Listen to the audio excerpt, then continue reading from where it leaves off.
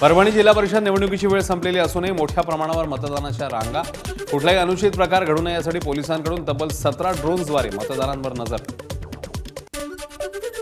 दक्षिण सोलापूरच्या मुळेगाव तांडा गावात ईव्हीएम मशीनवर जादूटोणा केल्याचा अपक्ष उमेदवाराचा आरोप. मतदान केंद्रावर एक महिला चक्कर येऊन पडली, त्यानंतर ईव्हीएमला लिंबू मिरची लावलं जात असल्याचं तिने सांगितलं. संबंधित अधिकाऱ्यांवर कारवाईची मागणी. शिरूर तालुक्यातल्या रांजणगाव कोरेगाव जिल्हा परिषदेत बूथ क्रमांक 17 वर बोगस मतदान होत असल्याचा राष्ट्रवादीचा आरोप. जे शेजारच्या तालुक्यातनं बोगस मतदार आणून मतदान करून घेतलं जात असल्याचा कार्यकर्त्यांचा आरोप. सांगलीच्या तासगाव तालुक्यातल्या बलगवडे गावात तहसीलदारांच्या भेटीनंतरही मतदानावरचा बहिष्कार कायम. सोलर प्रकल्पासाठी गायरान जमिनीवरील झालेल्या वृक्षतोडी विरोधात गावकऱ्यांचा निर्णय. पंढरपूरच्या सांगोला तालुक्यातल्या एकतपूर गावात वधूवराकडनं बोहल्यावर चढण्यापूर्वी मतदान, वधूवरांच्या निर्णयाचं कौतुक.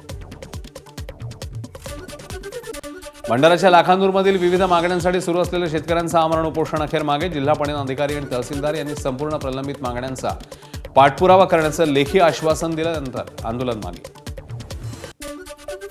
मुंबई गोवा महामार्गावर मोठी वाहतूक कोंडी. कोकणातनं मुंबईच्या दिशेने जाणाऱ्या लेनवरची वाहतूक खोळंबली. वाहनांच्या लांबच लांब रांगा लागल्यामुळे वाहन चालकांना मात्र मनस्ताप.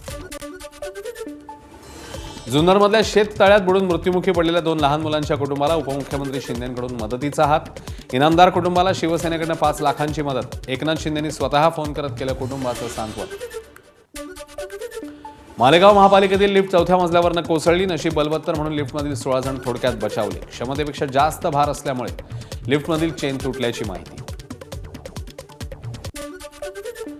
शेगावमध्ये संत गजानन महाराजांच्या 148व्या प्रकट दिनानिमित्ताने लाखो भाविकांची गर्दी.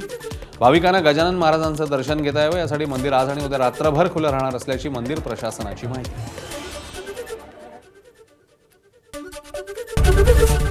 एबीपी माझा, उघडा डोळे बघा नीट.